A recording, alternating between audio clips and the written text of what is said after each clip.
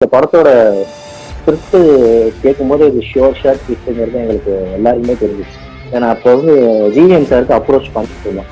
தென் அவரும் ஓகே ஆயிட்டா இருக்கும்போது கண்டிப்பா அந்த கிட்டத்தட்ட ஒரு 50-100 வாட்டிக்கு மேல அந்த படத்தை பார்த்துருக்கோம். அஸ்யூஷுவல் எல்லா மூவிஸ்லயுமே சில சில சின்ன சின்ன ப்ராப்ளம்ஸ் வரும். அது எல்லாமே நாங்கள் கிராஸ் பண்ணி தான் வந்தோம். கிட்டத்தட்ட ஒரு 5 இயர்ஸ் ஜேர்னி, அது 5 வருஷம் டிராவல் பண்ண ஒரு படம். பயணமா பார்க்குறோம். முடிஞ்ச அளவு தியேட்டர்ஸ்ல மூவி பார்க்கறது ஒரு நல்ல ஒரு ஹெல்தியான விஷயம். இப்போ நம்ம ரைட்டிங்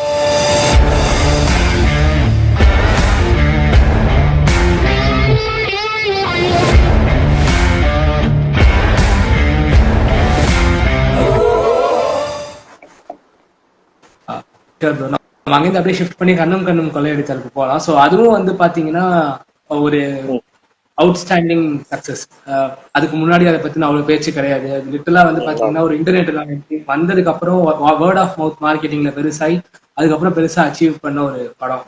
ஸோ அதுல வந்து ஒர்க் பண்ண எக்ஸ்பீரியன்ஸ் பத்தி சொல்லுங்க. அந்த நீங்க நீங்க இன்வால்வ் ஆகிருந்த பார்ட்ல இருந்து உங்களுக்கு எது ரொம்ப பிடிச்சிருந்துச்சு, எதெல்லாம் உங்களுக்கு எக்ஸைட் பண்ணிச்சு, லைக் படத்துக்கு முன்னாடி உங்க மைண்ட்ல எதெல்லாம் பெருசாகவும் தோணுச்சு, படத்துக்கு அப்புறம் எப்படி அந்த பெர்ஸ்பெக்டிவ் மாறிச்சா, இல்ல கரெக்டா நீங்க நினைச்சதுதான் ஒர்க் அவுட் ஆச்சா?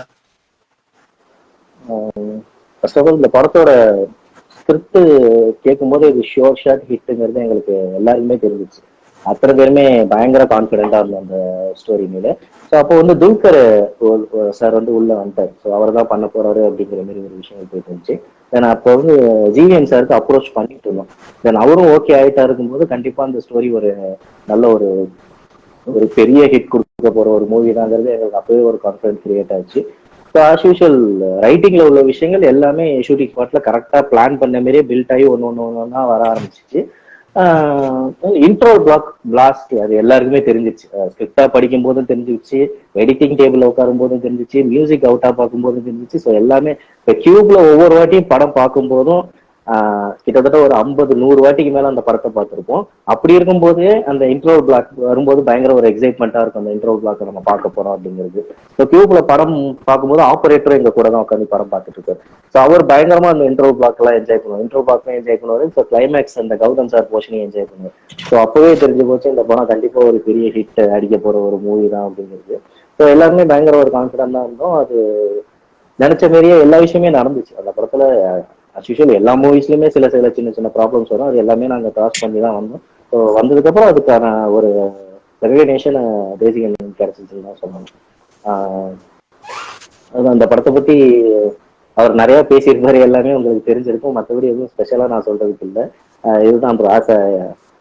ஏடியா அந்த படத்துல என்னோட எக்ஸ்பீரியன்ஸ் ரொம்பவே நிறைய விஷயங்கள் நான் கத்துக்கிட்டேன்னு தான் சொல்லணும். கிட்டத்தட்ட ஒரு 5 இயர்ஸ் ஜேர்னி, அது 5 வருஷம் டிராவல் பண்ண ஒரு படம். பயங்கர ஜாலியா இருக்கும். நிறைய விஷயம் புதுசு புதுசா கத்துக்கிட்டோம். நிறைய விஷயங்கள் எக்ஸ்பெரிமெண்ட் பண்ணோம். எல்லா விஷயமே ஒர்க் அவுட் ஆச்சு. நான் சொன்ன அந்த ஒரு பாசிட்டிவ் டீம் அது. ஒரு கரெக்டான டெக்னீஷியன்ஸ்னு சொன்ன தெரியுங்களா, அந்த விஷயம். Director, cameraman, editor, music director, எங்களோட அசிஸ்டன்ட் டைரக்டர் டீம், அந்த கேமராமேன் அசிஸ்டன்ட் டீம் எல்லாருமே பயங்கர ஒரு ஃப்ரெண்ட்லியா எல்லாருமே சேர்ந்து ஒர்க் பண்ணோம். ஸோ அதனால எங்களுக்கு எல்லாமே ஒரு கம்யூனிகேஷனாகவும் சரி, ஒவ்வொருத்தரோட சிங்க்கும் நல்லா ஒர்க் அவுட் ஆனதுனால எங்களுக்கு எல்லாமே அந்த படத்துல ஒர்க் அவுட் ஆச்சுன்னு சொல்லலாம். அந்த படத்துல ஒர்க் பண்ண கேமராமேன், டிஓபி டீம்ஸ் இன்னைக்கு சொல்லுவாங்க. ஸோ கண்ணும் கண்ணும் படத்துல மட்டும்தான் வாக்கி டாக்கில எல்லாருமே ஒரே சேனல்ல இருக்கும். அதனால டைரக்ஷன் டீமும் கேமராமேன் டீமும் ஒரே சேனல் நம்பர் 1ல தான் எல்லாருமே பேசிக்கும். அதாவது நாங்க என்னென்ன டிஸ்கஸ் பண்றோங்கிறது அவங்களுக்கும் தெரியும், அவங்க என்னென்ன டிஸ்கஸ் பண்றாங்கிறது எங்களுக்கும் தெரியும். ஸோ இந்த மாதிரி எந்த டீம்லயுமே கிடையாது அப்படிங்கிற மாதிரி சொல்லுவாங்க.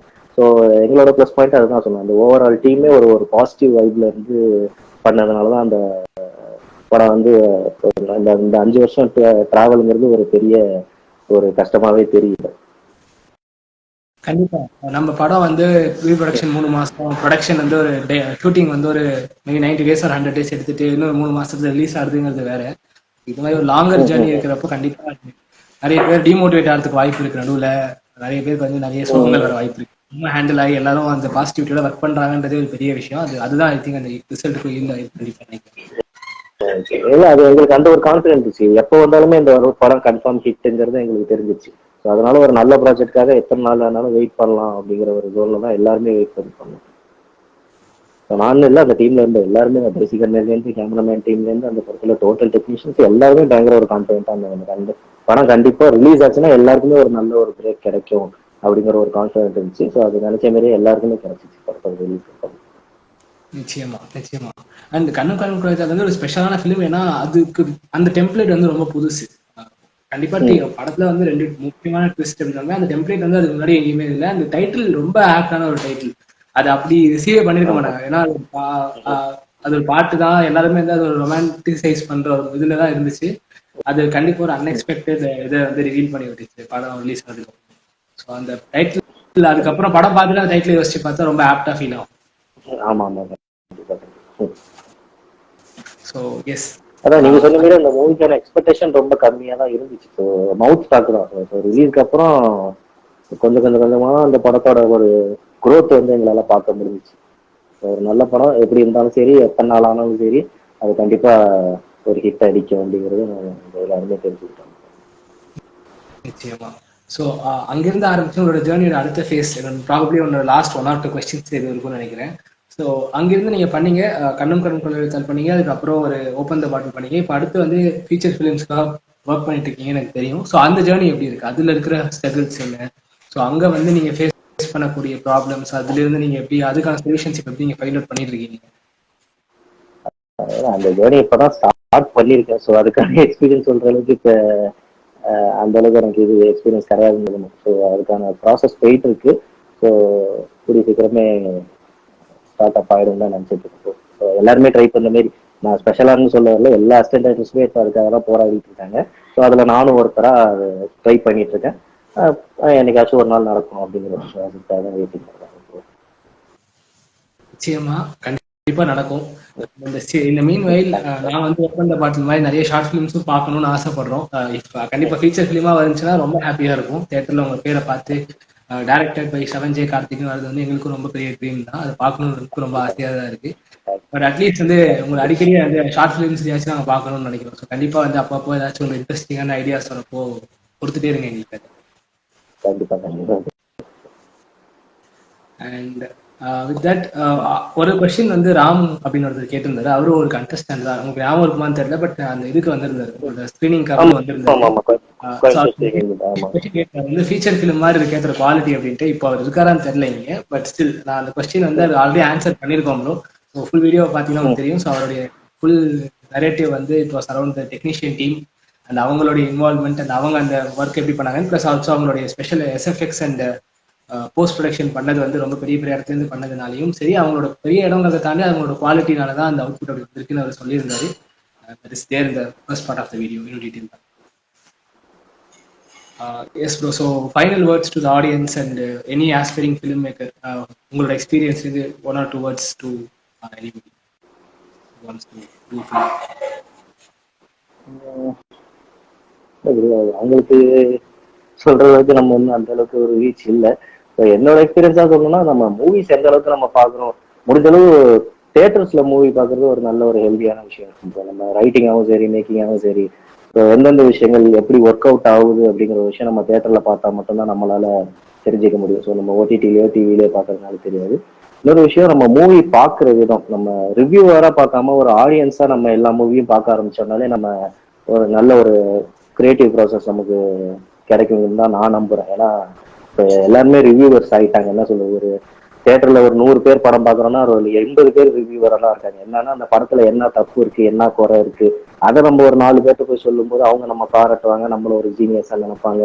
அப்படிங்கிற மைண்ட் செட் தான் மோஸ்டா நிறைய பேருக்கு இருக்கு. அது முடிஞ்சதும் நம்ம அவாய்ட் பண்ணிட்டு அந்த படங்கள்ல என்னென்ன பிளஸ் பாயிண்ட்ஸ் இருக்கு, அந்த படத்தை நம்ம எப்படி என்ஜாய் பண்றோம், தியேட்டர்ல இருக்கிற ஆடியன்ஸ்லாம் அது எப்படி என்ஜாய் பண்றாங்க, அது எப்படி ஒர்க் அவுட் ஆகுது அப்படிங்கிற விஷயங்களை ஒன்று ஒன்றா நம்ம அனலைஸ் பண்ணி நம்மளோட ரைட்டிங்ல அதை நம்ம யூஸ் பண்ணோம்னாலே நம்ம ஒரு ரைட்டரா நம்மளோட ஸ்கிரிப்ட் ஒரு நல்ல ஒரு ஸ்கிரிப்டா வரதுக்கு ஒரு நல்ல ஒரு ஜோனா இருக்குன்னு நான் நினைக்கிறேன். ஸோ என்னோட பாயிண்ட் ஆஃப் வியூல நான் சொல்றேன்.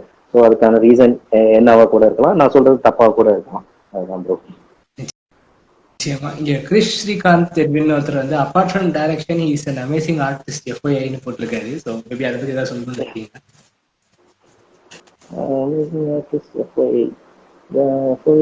யாருக்கு சொல்றாங்க புரியலையே. கிரிஷ் ஸ்ரீகாந்த் எட்வின் அப்படின்னு ஒருத்தரோட கமெண்ட் இருக்கு. அப்பார்ட் ஃப்ரம் டைரக்ஷன் புரியுது ப்ரோ. அந்த எஃப்ஒய்ஐன்னு சொல்லியிருக்காரு, அது என்ன மீனிங், அது எனக்கு புரியல. ஃபார் இன்ஃபர்மேஷன் அப்படின்னு போட்டிருக்காரு ப்ரோ, வேற எதுவும் இல்லை, லைக் ஆடியன்ஸ்க்கு.